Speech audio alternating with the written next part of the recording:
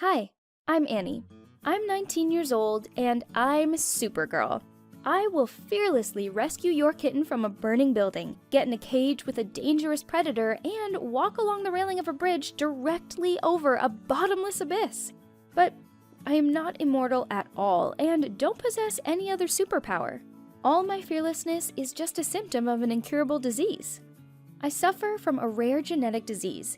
It's called Urbach-Wiethe disease. It destroys the amygdala in the brain, which is responsible for the formation of feelings of fear and the preservation of memories of it.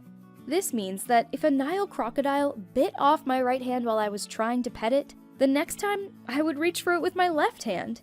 My brain would not communicate a sense of danger to me, and the feeling of fear isn't familiar anyway. It's the self-preservation instinct that helps us survive. So I'm always in great danger. Everything I just told you is a harsh example. My grandmother, who has been raising me since childhood, since I lost my parents, has compiled a whole list of things that I will not do, and she makes me recite it every day. Until about 7 or 8 years old, I was an ordinary child. The disease gradually took hold as it destroyed such a small yet important section of my brain. Only after I jumped out of my bedroom window on the second floor just for fun and broke my leg did they give me the heavy diagnosis. In the entire world, no more than 300 cases of Urbach-Wiethe disease are known, so it's no surprise that a cure for it doesn't exist. Yet. By the way, the first item on the list of things I was forbidden to do was to not go into a burning building. It happened after I sneaked into a neighbor's house that was on fire when I was 11 years old. I could hear a cat in there. Luckily, the firefighters got me out just in time. For a long time after that, my grandmother made me repeat that I would stay away from fire. Not knowing the reason for my fearlessness, the kids at school began daring me to do various things. I always refused because I remembered my grandmother's instructions not to try anything new, since I couldn't assess the level of danger by myself. But when I was offered a dare for money, I couldn't resist.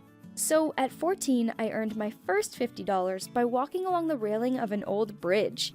It wasn't very high, and the railing wasn't too narrow, and I happened to have pretty good sense of balance. But I realized that it was very cool to the guys when they handed me the money. New dares started pouring in. It became a kind of game under the unofficial name of Scare Me If You Can.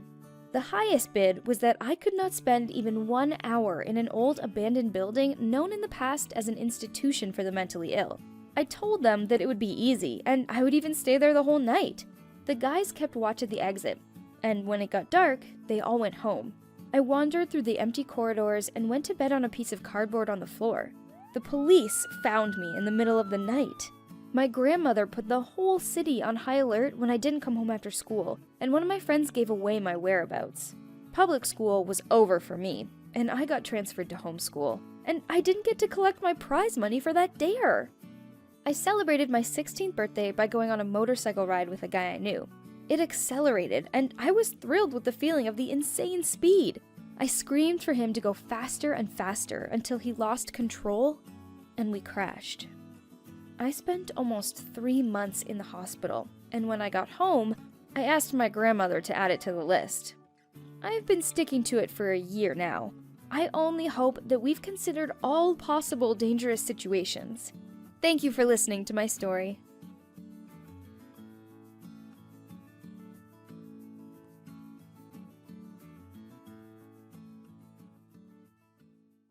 Hi everybody, my name is Dave and I am 19. I am currently facing a very difficult decision and I don't know what to do. While browsing the internet, I came across an interesting blog. In it, the girl wrote about her feelings, concerns, and things going on around her. I spent all night reading her posts, and with each new sentence, I realized how cool she was. The very next day, I decided to write her. It was an incredibly difficult wait for her to answer. For a while, I was convinced that she was too good for me, and compared to her, I was a real loser whom she would simply ignore. How glad I was, then, when she actually responded to me. We started a correspondence, and every day I fell more and more in love with her. We talked about books, discussed movies, music, and shared our feelings and dreams. This was the first person in my life whom with I could feel free and at ease. Her name was Jess. She had some nature images as her avatar. There was not a single image of her face. I asked her to send me a photo of herself, but in response I got a lot of excuses. She said she liked that our relationship was based on emotional closeness, and that photos would ruin it. I didn't care what she looked like. Even I, myself, was a little afraid that she wouldn't like me. In one of my messages, I told her that I wanted to meet her, but she answered very abruptly. Meeting in person is not such a good idea, and besides, I have been wanting to be alone for many years now. I had no idea what she meant by this. I started asking, but she stopped replying. After a few days, Jess deleted her blog. I thought that all was lost and that I had ruined everything. But then, I caught sight of a postcard that Jess had sent me for Christmas. With trembling hands, I began to rummage through a pile of my stuff and found an envelope that I had not thrown out by sheer luck. Her address was written on it. I doubted for a very long time whether I should, but eventually decided to go to it. I packed up and ran out of the house, without telling anyone. I raced to the neighboring city to see her. I didn't know why she would be so offended, but I was prepared to apologize for every word. Standing on the porch of her house, using all my strength to make a fist, I knocked. An old woman opened the door. I want to see Jess," I said in a trembling voice. "Grandma, who is it?" I heard her voice, was delighted, and without permission ran into the corridor. Then I went numb.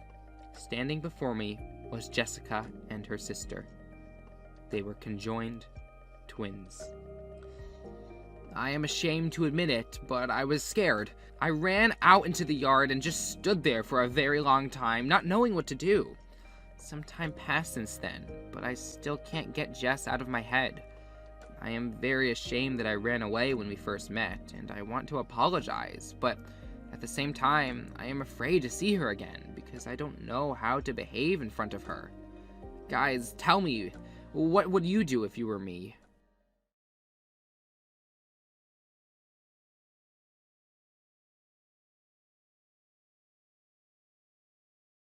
I'm Dan. I am 18 and I don't like football, cars, or computer games. What I like is not easy to discuss with friends and parents, but I can tell you about it. I don't even know when it started. From childhood, it seems. When I was 4 and my sister Catherine was 8, we shared a room. Kat went to bed in a pink shirt with delicate lace on her sleeves. Or was it purple? Anyway, the color isn't important. But the lace was very beautiful. I remember when she was given a new shirt. The old one was put on the lowest shelf of the linen closet. Nobody needed it anymore. I waited until everyone fell asleep, quietly got out of bed, took it out, and put it on. And in the morning, when everyone saw what I was wearing, I was punished and deprived of cartoons for a whole month. Soon after, we moved, and Kat and I began to have separate bedrooms. My school years went well, I got good grades, I had success in swimming, and everyone saw me as an ordinary teenager. Not surprising, considering I did not tell anyone that I would like to come to class in lingerie under my trousers. They would have been surprised. After graduating, Kat went to college and began to come home only on the weekends.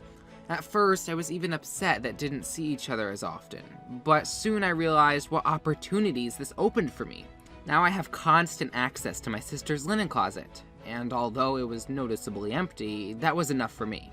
Red, black, pink, with a bright print, and without... what underwear was not in there? I was happy as Charlie Bucket in Willy Wonka's factory. I carefully laid out each of them on the bed, and simply admired them, imagining what it would be like to try on at least some. But remembering the situation with the shirt when I was a kid, I didn't dare and carefully put them back. At Christmas, Kat was supposed to spend almost a week at home. She went out with friends right after dinner without even unpacking her things. I quietly made my way to my sister's room and opened her stuffed suitcase. I gasped at how much beautiful underwear I found in it. Having laid out each pair on the bed, I began to examine them. Some lace panties were especially good. The temptation was too great. Besides, what better time than to fill desires than on Christmas? Not completely believing what I was doing, I tried them on myself. on top of my pants. But I was so carried away by the process that I was not paying attention to the commotion that arose on the first floor. And when my sister, dad, and mom opened the door, I was standing in front of the mirror in bright purple lace panties. What else can I say? Kat, having not unpacked her bag, left the very next day. My parents are now actively looking for a psychologist for me. After such an embarrassment, the desire to get into women's underwear disappeared immediately, but for some reason, I am ashamed and humored at the same time.